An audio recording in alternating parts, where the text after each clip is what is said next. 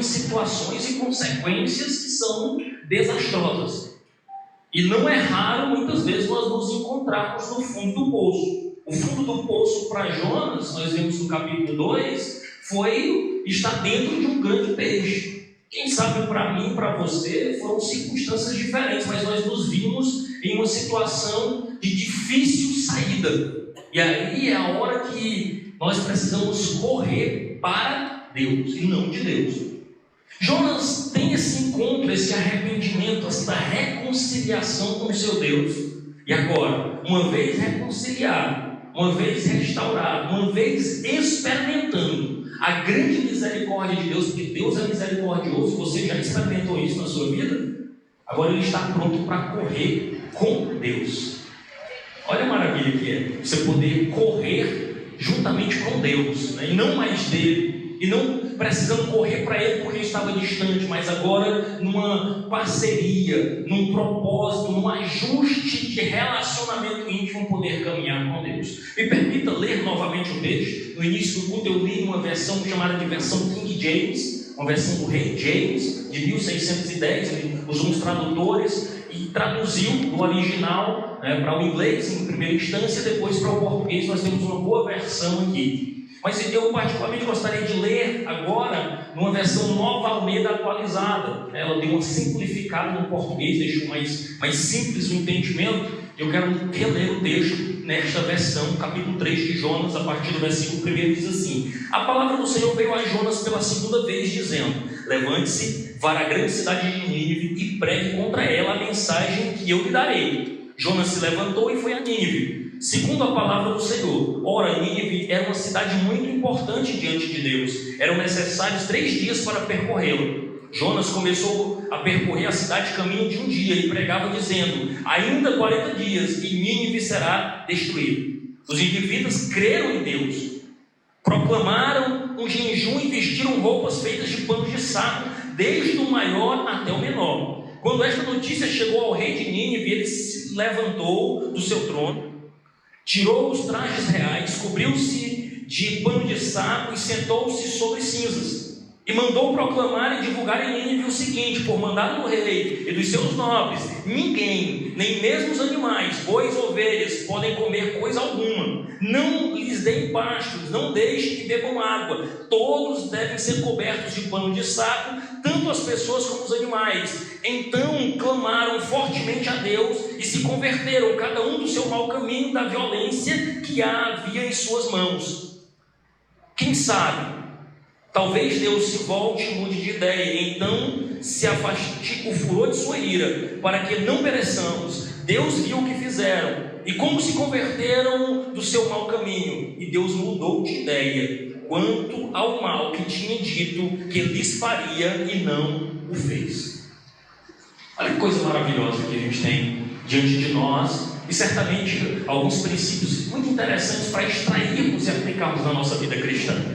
A primeira coisa que eu quero tratar com você é que muitas vezes nós teremos um caminho solitário. Às vezes o sucesso é o sucesso de um homem só, de uma mulher só.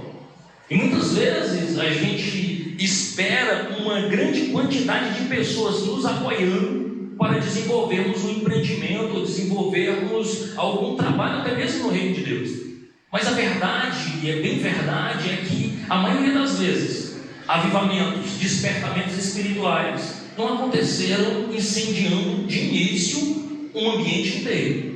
Foram pessoas que se propuseram, muitas vezes sozinhos, solitários, foram influenciados, tocados pelo Espírito Santo de Deus para iniciar um trabalho árduo, doloroso, mas se colocaram à disposição do Senhor. Então, toda vez que Deus quer fazer um grande empreendimento, geralmente Ele chama um homem, uma mulher, alguém. Não um grande grupo de imediato, mas essa pessoa vai iniciando esse trabalho. E Deus vai preparando os parceiros certos, as pessoas certas, os apoiadores certos, e então o trabalho é desenvolvido. Então, a pessoa que Deus levanta para agir e transformar, geralmente é uma pessoa solitária. Geralmente ela age sozinho. Raramente você encontra logo de início um grande apoio, vozes favoráveis, pessoas aplaudindo. Geralmente, inclusive, o ser humano é muito de ver para crer. Né? A pessoa fica olhando, vamos ver se vai dar certo, né? Talvez dê certo. E quando vê o empreendimento andando, eu penso, agora eu quero fazer parte. Agora dá para me envolver. Mas geralmente Deus chama essas pessoas que muitas vezes precisam de fé, coragem e dependência, não dos outros, não das pessoas, mas única e exclusivamente de Deus. E começam essa jornada da fé. Pessoas que Deus levanta para si. E a história está cheia de exemplos como esse, de pessoas que se levantaram sozinhos para iniciar um projeto e transformar o mundo. Poderia citar aqui diversas biografias de pessoas que perseveraram, mesmo sem tendo nenhum aliado no início do projeto. Pessoas que tiveram uma ideia, um desejo de transformar algo, de fazer algo. Poderia citar exemplos aqui mesmo do nosso campo. Se você observar ali em Sussuarana, quando nós começamos um projeto missionário lá, parecia coisa de gente doida. Isso não tem cabimento, não tem financiamento, não tem como a gente custear isso. E de algum modo muito sobrenatural, Deus proveu passeios, proveu uma instituição missionária, que é a instituição Campos Brancos, que a missionária Kellen Gaspar sequer conhece Sussuarana, apenas por foto. Ela tem um projeto de enviar missionários, mulheres missionárias, e essas meninas que estão lá hoje em Sussuarana, estão de férias na verdade, mas que atuam lá em Sussuarana, que é a Ediene e Josiane, que já estiveram pregando aqui nos grupos de missões, elas são meninas formadas, têm uma formação, um curso superior, mas desejaram entregar suas vidas para missões. E vieram, e moram lá em Sussuarana. Estão lá, vivendo com aquele povo, compartilhando o Evangelho com aquelas pessoas, ajudando no empreendimento da fé. Então quem olha de longe diz, não, isso aqui não vai dar certo, não vai fechar. Não, isso aqui não tem futuro nenhum. Não vamos manter esse trabalho. Talvez você não saiba disso, mas houve reuniões na nossa igreja aqui, com a nossa diretoria, o Elvio estava presente, desejando fechar essa congregação, por exemplo. Pessoas dizem, pastor, não tem condição, essa congregação não vai para frente. Não tem ninguém, vamos fechar. E foram levantadas muitas vezes visões como essa. E a gente insistindo por fé. Porque no reino de Deus, irmãos, é para além das vistas. Por fé. Nós caminhamos por fé. Eu poderia citar aqui diversas circunstâncias e situações de pessoas que a estas pessoas nós chamamos de heróis da fé. Pessoas que creram contra as circunstâncias. Pessoas que abraçaram o chamado de Deus, mesmo sem saber direito onde pisaria. Eu poderia falar aqui de Abraão, por exemplo, que foi chamado, recebeu um recado de Deus dizendo, sai da tua casa, da tua parentela, da casa do teu pai e vai para uma terra. Que terra, Senhor? Não, uma terra que ainda eu vou te mostrar. Senhor, dá para eu olhar aqui, dá para eu ver um vídeo no local. Senhor, me manda aí um WhatsApp para eu ver pelo menos a localização, para eu saber se eu vou, se eu não vou. Não tinha nada. O que ele tinha? Fé. E com esta fé, com esse desejo, com esta coragem, eles avançaram e foram. Então, infelizmente, a maioria de nós, quando deseja fazer um grande empreendimento, muitas vezes vai estar só. Só que nós temos um problema aí. Nós também dificilmente acreditamos que uma pessoa só pode fazer grandes coisas. Às vezes a gente acha que uma só pessoa não pode lutar pelo casamento, por exemplo. Mas pode. Uma só pessoa não pode lutar pela conversão dos seus filhos ou pelo encaminhamento dos seus filhos para o caminho da verdade. Mas pode. Às vezes nós não acreditamos que um único jovem crente, temente a Deus, não pode fazer a diferença dentro de uma universidade. Mas pode. Grandes projetos foram desenvolvidos com pessoas que resolveram expressar sua fé dentro de ambientes às vezes hostis à fé. Às vezes a gente não crê que Deus nos colocou em posições que às vezes nós estamos sozinhos. Você olha para o lado e diz, cadê um crente aqui mais eu para me ajudar pelo menos a dizer um versículo bíblico, porque às vezes você está em ambiente que você é o único. Mas Deus te plantou lá, e lá mesmo você pode fazer a diferença, com ética, com confiança no seu Deus, agindo, crendo, militando com as ferramentas da fé, não pelas estratégias humanas, mas confiando no Deus que envia, Deus que cuida. E de repente, lá mesmo nesse ambiente, você pode fazer grandes feitos para a glória de Deus. Então, o que nós não podemos, irmãos, é nos intimidar pelo tamanho das dificuldades. Nós precisamos apenas crer que Deus está conosco. E aqui nós aprendemos com Jonas que um único homem, quando está correndo com Deus, ele pode fazer a diferença numa cidade inteira. Assim também uma mulher, um jovem, uma criança pode fazer a diferença no ambiente onde ele está inserido, se ele estiver. A diferença crucial aqui é correndo com Deus. Correr com Deus, irmãos, faz toda a diferença. Caminhar com Deus faz toda a diferença. E aqui nós podemos extrair, olhando para Jonas, e aprender sobre o sucesso deste homem. E o sucesso dele foi porque, primeiro, ele correu de Deus. Depois ele correu para Deus. Mas finalmente, quando ele começa a correr com Deus, ele entende que Deus é quem faz tudo e todos. É Deus quem cuida de tudo. E talvez, se a gente for fazer uma análise da situação, talvez o maior avivamento da história aconteceu na cidade de Nínive. Porque do maior ao menor houve um arrependimento maciço e uma transformação de vida. E avivamento está diretamente relacionado a homem, a mulher, o jovem e a criança abandonar as suas práticas que não agradam a Deus, se arrepender dos seus maus caminhos e se voltar exclusivamente para o Deus Todo-Poderoso. Passar a deixar a sua própria vontade, a sua própria maneira de viver e viver para a glória de Deus. E toda essa história de avivamento em Nínive, ele começa com um homem que se arrependeu de ter corrido de Deus, correu para Deus e agora começou a correr com Deus. Louvado seja o nome do Senhor. Queridos, se nós olharmos ao nosso redor, talvez nós só enxerguemos dificuldades. Talvez se a gente olhar nas situações que nos cercam, a gente até para e pensa, mas só sou eu lá no meu trabalho que sou carente. Só sou eu que desenvolvo a fé. Como pode? E eu passei uma experiência muito interessante aqui em Piripiri. Os irmãos, a maioria dos irmãos sabem que eu sou professor do Instituto Federal de Educação, Ciência e Tecnologia, o IFP.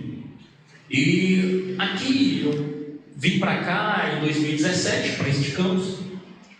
E antes disso, durante a minha graduação, eu entrei em contato com algumas instituições que têm por missão pregar o Evangelho dentro desses ambientes. Porque essas instituições entendem que da mão da universidade, da mão dos institutos, saem os profissionais que vão conduzir o mundo.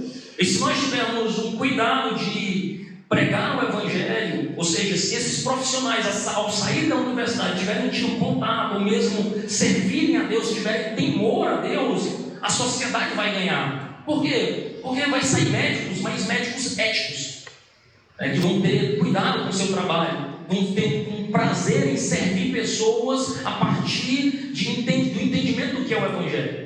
E não só médicos, mas profissionais da área do direito, da área de enfermagem, da saúde de modo geral, da educação de modo geral. Então os professores terão temores a Deus.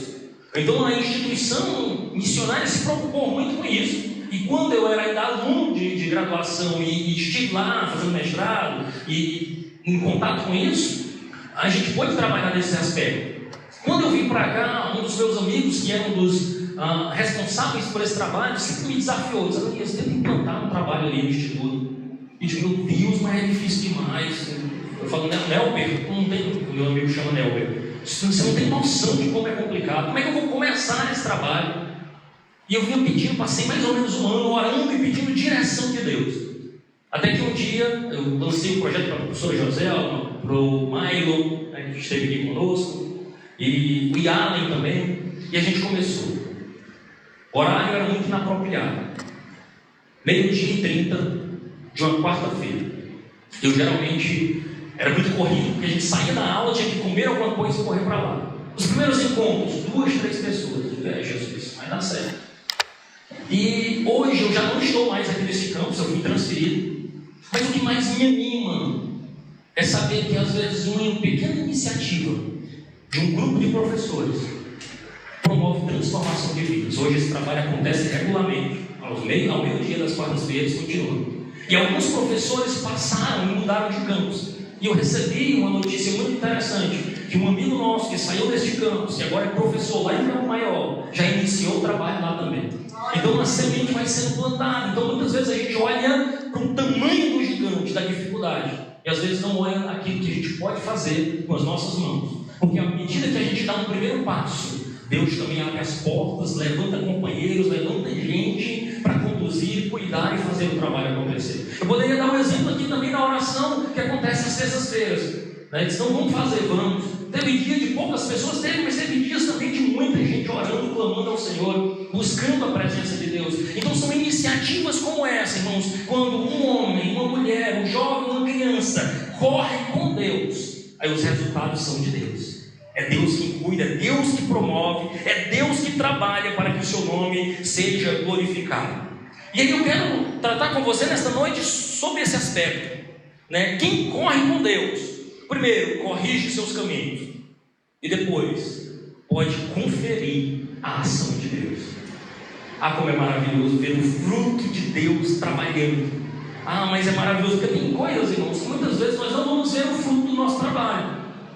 Vai ter pessoas que você pregou, presenteou talvez com a Bíblia, falou do amor de Deus, que você só vai encontrar na eternidade. Então, olha, foi através daquilo que você falou para mim que eu mudei de vida. Mas também Deus é generoso e às vezes Ele permite ver um fruto ainda em vida. Às vezes você vê alguém que nascendo na fé, se voltando para Deus, você tem a oportunidade de ver sendo batizado, crescendo no caminho do Senhor, fazendo a diferença no trabalho do reino de Deus. Isso é maravilhoso. É para a glória do nome do nosso Deus. E Deus é quem permite essas coisas. Então, corrija os seus caminhos. Perceba o que é que nós precisamos entender aqui. Jonas tinha o privilégio de ser profeta de Deus. E ele passa os 2 primeiros capítulos do seu livro. O primeiro, correndo de Deus, e o segundo, correndo para Deus. Mas ele já era profeta. E muitas vezes nós somos chamados por Deus. Deus nos direcionou para algo. E às vezes a gente abre mão do privilégio que Deus nos deu. Sabia disso? Olha só o que é que Amós 3, 7 e 8 diz sobre profetas. Certamente o Senhor, o soberano, não faz coisa alguma sem antes revelar o seu plano aos seus servos, os profetas. O leão ruge, quem não temerá? O Senhor, o soberano, falou, quem não profetizará? Então aqui era a posição de Jonas, um profeta de Deus, um homem de Deus, um homem a quem Deus falava para levar a palavra a outros. Então ele tinha um privilégio extraordinário. Mas esse mesmo homem, quando olha apenas para as suas necessidades, e às vezes a gente está nesse aspecto, ele resolveu correr de Deus, fugir da responsabilidade de Deus. Ele olhou o tamanho das circunstâncias, o tamanho do desafio que era pregar em Nínive, o tamanho da maldade que existia em Nínive. E ele resolve dizer assim: Senhor, para lá eu não vou não, estou fora, vou caçar um outro caminho para mim. Esse negócio de pregar em Nínive não vai dar certo. E ele resolve fugir de Deus. Quando ele se vê numa circunstância desafiadora, Deus o aperta, Deus agora traz sofrimento para a vida de Jonas. Ele percebe que não tem como fugir de Deus e se volta para ele. E agora Deus pega este homem que está disposto a corrigir os seus caminhos e cumprir o ídolo do Senhor. E diz: agora você está pronto para correr comigo. Agora você está pronto para caminhar junto comigo. Agora você está pronto para receber orientação minha.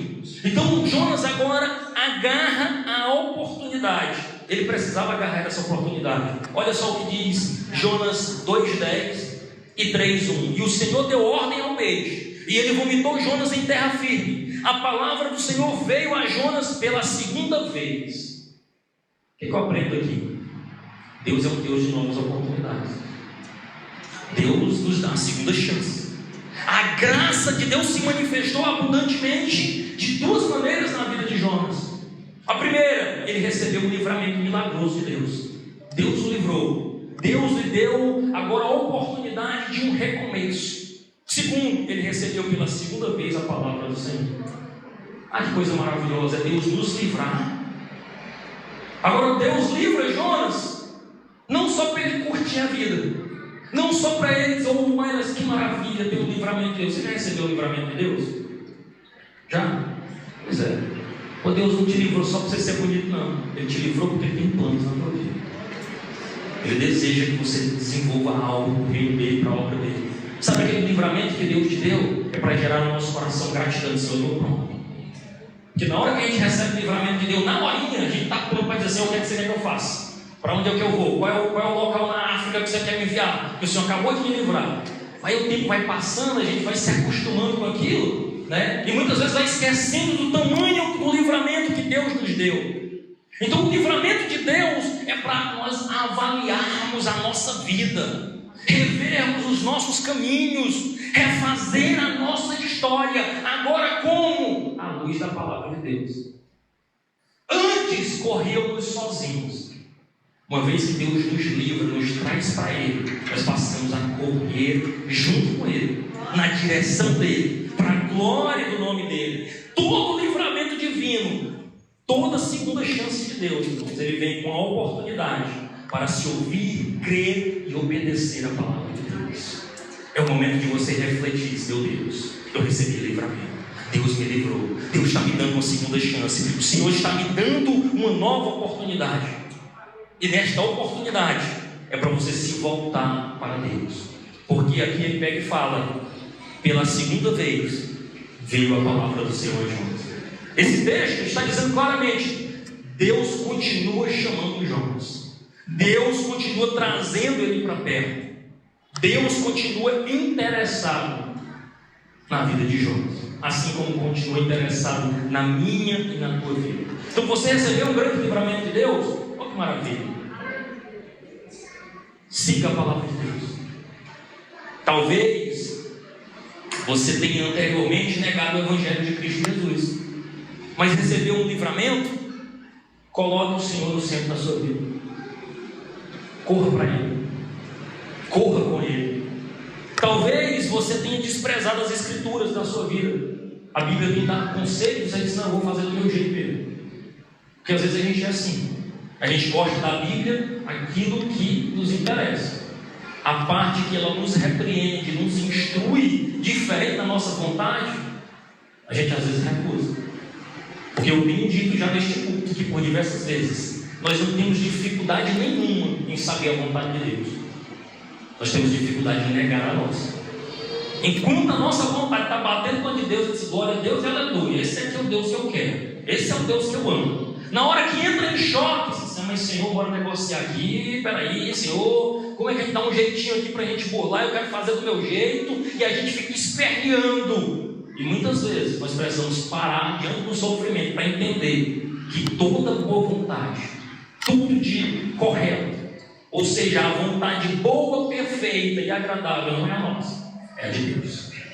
Quando a gente entende isso, a gente entende que toda a palavra de Deus é proteção para os seus filhos. Talvez ainda você tenha insistido num caminho contrário ao ensino da palavra de Deus. Talvez claramente a Bíblia lhe dê orientações e você tenha seguido por outros caminhos. E quem sabe já até quebrou a cara em alguma instância. Até já se deu mal em algum momento. Já sofreu muito. Mas também Deus transformou esse mal em bem. De algum modo Deus te poupou. E sabe o que isso significa para mim e para a tua vida? É que a palavra do Senhor, pela segunda vez, agora talvez já com o coração mais amolecido, porque o sofrimento nos amolece, o sofrimento corrige a nossa visão, as lágrimas nos faz mais sensíveis à voz de Deus.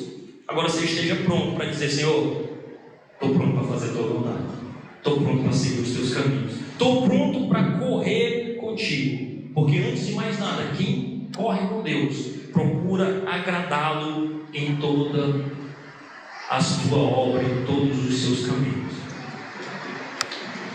Também precisamos, quem corre com Deus, além de agarrar a oportunidade, precisa também aceitar a obrigação. Que obrigação? Veja o que diz Jonas 3, do 1 ao 4. A palavra do Senhor veio a Jonas segunda vez, com esta ordem. Olha só a ordem: vá à grande cidade de Nínive e pregue contra ela a mensagem que eu lhe darei. Jonas obedeceu a palavra do Senhor e foi para Nínive. Era uma cidade muito grande, sendo necessários 3 dias para percorrê-la. Jonas entrou na cidade e percorreu durante um dia, proclamando: daqui a 40 dias Nínive será destruída. Jonas tinha uma obrigação, a mesma obrigação que ele tinha antes do livramento de Deus. Jonas já tinha recebido esta palavra lá no capítulo 1, uma orientação clara para ele ir pregar na grande cidade de Nínive. Veja o que diz o verso 1 e 2. A palavra do Senhor veio a Jonas, no capítulo 1, filho de Amitai, com esta ordem: vá depressa à grande cidade de Nínive e pregue contra ela, porque a sua maldade subiu até a minha presença. Na segunda vez, Deus fala já no capítulo 3, versículo 1 e 2, a palavra do Senhor veio a Jonas pela segunda vez, dizendo: vá à grande cidade de Nínive e proclame contra ela a mensagem que eu lhe daria. Sabe o que é interessante? Eu quero ler aqui, abrir aspas, para um comentarista bíblico sobre esse texto, que é o Dr. Palmer Robson. Ele diz o seguinte: olha só, não é que Deus tivesse mudado de ideia. Jonas ainda deveria começar com a mesma mensagem de julgamento, denunciando o pecado do povo. Todavia, olha só, a própria experiência de Jonas, dentro e fora do ventre do peixe, fala a respeito da possibilidade de perdão, restauração e bênção depois da condenação divina. Jonas, nesse momento, não é capaz de transmitir qualquer outra mensagem, queira ele ou não. Não importa o que diga, sua experiência de vida proclama para os seus ouvintes: olhe para mim.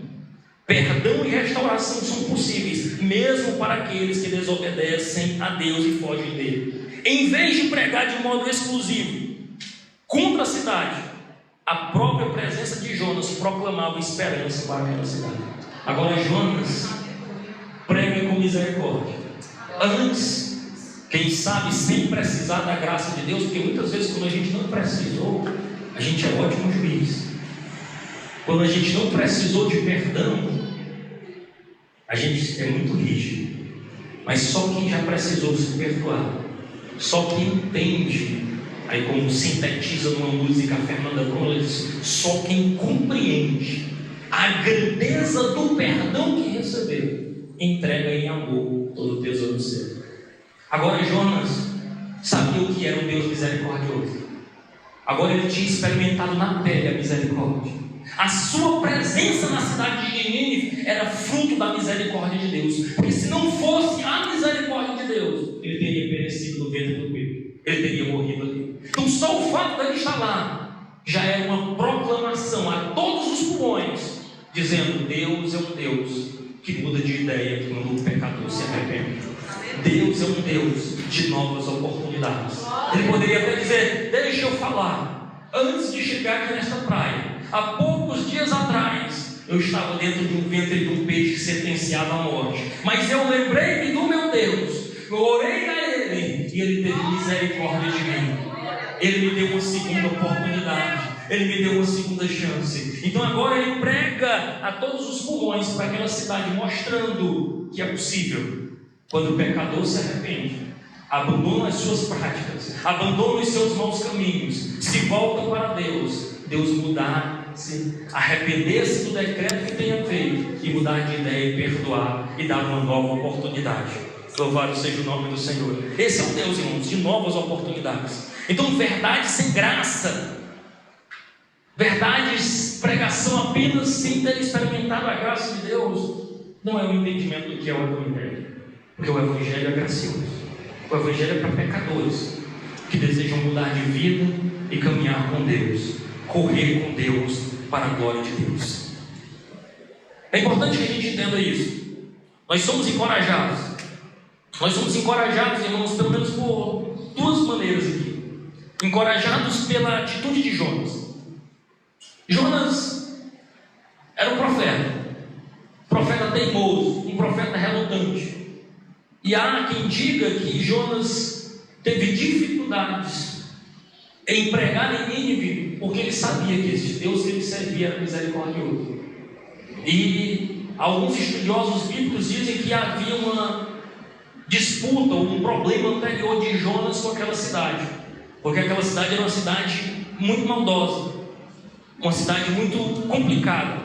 E aí a gente consegue perceber isso no texto do capítulo 3, verso 10 e 4, verso 1, que diz assim: tendo em vista o que eles fizeram e como abandonaram os seus maus caminhos, Deus se arrependeu e não destruiu como tinha ameaçado. Aí o capítulo 4, verso 1 diz assim: e Jonas, porém, ficou profundamente descontente com isso e enfureceu. Jonas sabia que Deus podia perdoar, e o Jonas não queria o perdão para aquela cidade. Porque muitas vezes, irmãos, a gente é assim. A gente é um adolescente emburrecido, né? Um adolescente que muitas vezes quer que a sua vontade prevaleça mesmo às custas dos outros. Às vezes a gente fica irritado quando Deus decide abençoar aqueles que não gostam da gente ou que são nossos inimigos.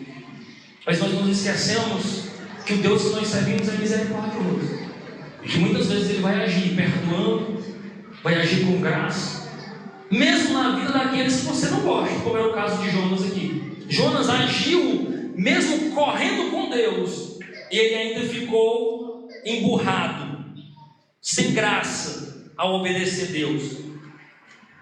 Ele ficou ali chateado, porque sabia que Deus podia mudar de ideia. E aí isso fica claro no capítulo 4, versículo 2, que diz assim: e ele orou ao Senhor: Senhor, não foi isso que eu disse quando ainda estava em casa? Foi por isso que eu me apressei em fugir para Tarsis. Eu sabia que tu és Deus misericordioso e compassivo, muito paciente, cheio de amor, e que prometes castigar, mas depois se arrepende. Jonas sabia quem era Deus e sabia que Deus podia mudar de ideia com aquela cidade, mas ele não queria isso. Muitas vezes nós somos egoístas assim. Muitas vezes o nosso coração está cheio desse rancor contra aqueles que nós achamos que não merecem a graça de Deus. Deixa eu te contar uma coisa: não é você que julga isso. Não é você que decide quem é o merecedor de perdão ou não. Não é você que mede a sinceridade do coração de alguém. Nós somos ótimos juízes na vida dos outros e péssimos juízes em nós mesmos. Não sou você e eu que decidimos: olha, aquele não pode salvar. Não, aquele dá para salvar. E às vezes a gente é assim, sabe como? Até na hora de evangelizar, até na hora de compartilhar o evangelho com aqueles que estão convivendo com você. Você olha assim, sabe, esse aqui não crente, não, aquele ali não. E às vezes a gente deixa de falar as verdades eternas, que foi exatamente o que aconteceu comigo. Pois de amigo meu que está em Campo Maior iniciando um trabalho lá no Instituto. Um querido amigo meu disse: meu pai, eu não vou nem chamar para o encontro bíblico aqui, que eu acho que ele não vai. Qual é a minha surpresa? Um outro amigo chamou, ele foi, e nunca mais faltou. Nunca faltou um estudo bíblico até o dia que ele viajou. Inclusive esteve aqui assistindo uma escola dominical com a gente, porque o Maio nos chamou também para vir aqui. Então muitas vezes, irmãos, nós não sabemos como Deus vai trabalhar. Sabe qual é o nosso papel? Anunciar. Sabe qual é o nosso papel? Convidar. Sabe qual é o nosso papel? Testemunhar dos grandes feitos de Deus nas nossas vidas. E quem Deus vai salvar? Quem Ele decidir salvar. É Ele quem convence do pecado, da justiça e do juízo. Quem corre com Deus, irmãos, descobre que mesmo sozinho, mesmo sendo falho, pecador, colhe frutos de justiça. Jonas foi esse homem, mesmo em dúvida, mesmo sem vontade de fazer, foi porque obedeceu a ordem de Deus. E mesmo nas suas fraquezas, Deus foi soberano, salvou, mudou a sentença daquela cidade. Sabe o que eu aprendo com tudo isso? Que Deus age apesar de nós. Mesmo quando nós não estamos interessados para fazer, mas nós estamos correndo com Ele, Ele de algum modo muito soberano se instrumentaliza da nossa vida falha, cheia de limitações, para fazer o seu nome grande, para fazer o seu nome conhecido, para fazer o seu nome agir na vida das pessoas. Nós somos encorajados também pelo tamanho de Nínive. Nínive é dito nos textos bíblicos pelo menos 2 vezes: a grande cidade de Nínive. Então Nínive era uma cidade grande, era uma cidade robusta, era uma cidade de posição muito especial naquela localidade ali. E Jonas também talvez tenha temido por isso. E quem sabe você e eu também somos desencorajados diante dessas circunstâncias. Ah, Senhor, mas a obra é tão grande. Ah, Senhor Deus, mas é tão complicado fazer isso. Ah, Senhor, mas é tão trabalhoso. De fato é. Mas quando você resolver correr com Deus, Deus sabe agir. Nínive era grande pela sua história. Tinha sido fundado pelo tataraneto de Noé, Nimrod. Você vê isso lá no capítulo 6 de Gênesis. Era um poderoso caçador, fundou a cidade de Nínive. Era grande pela sua história, era grande pelo seu tamanho. Veja que o próprio Deus diz assim: a grande cidade de Nínive. Nínive também era grande pela sua influência, era uma capital de um poderoso império assírio. Nínive era grande pelos seus pecados. Os seus pecados chegaram diante de Deus, federam diante de Deus, chegaram até a Deus. Então ela era grande em todos os aspectos. Jonas, um único homem, sozinho, não poderia fazer muito por aquela cidade, a menos que ele decidisse correr com Deus. Porque quando ele decide correr com Deus, mesmo aquela cidade sendo parruda, petulante, poderosa, promíscua, Jonas foi bem sucedido, porque era Deus que tinha lhe enviado para ali. Era Deus que estava caminhando com ele. Era Deus quem cuidava de toda a sua história. Então, irmãos, aceitar nossas obrigações com confiança, apesar das nossas falhas, é a melhor decisão que nós podemos fazer. Deus nos chamou, Deus nos capacitou, Deus nos direcionou. Então aquilo que vier à tua mão, faça para a glória do Deus vivo. Faça porque você foi chamado para isso. Faça porque é uma oportunidade que Deus está te dando de ser glorificado na tua vida. Faça porque Ele te chamou. Talvez vai dizer assim: mas ele, fulano, não dá, é pequeno, não sabe. Se Deus chamou, e se você está correndo com Ele, não tenha dúvida, Deus vai te dar graça para conseguir fazer aquilo que Ele te chamou para fazer. E você? Foi ministrado nesta noite sobre isso. Corrija o seu caminho. Aproveite as oportunidades que Deus está te dando. E então, o segundo ponto que eu quero tratar nesta noite: confira a ação de Deus. Jonas corrigiu o seu caminho. O profeta agora poderia ver o quão maravilhoso é confiar em Deus e ver aquilo que Deus tem feito. Irmãos, é maravilhoso conferir o que pode acontecer quando uma pessoa sozinha corrige os seus caminhos e começa a correr com Deus. Quando alguém sozinho agora decide ser instrumento para a glória de Deus. Sabe o que Jonas viu? Uma cidade inteira abandonar o seu modo pecaminoso de viver e se voltar para Deus em arrependimento.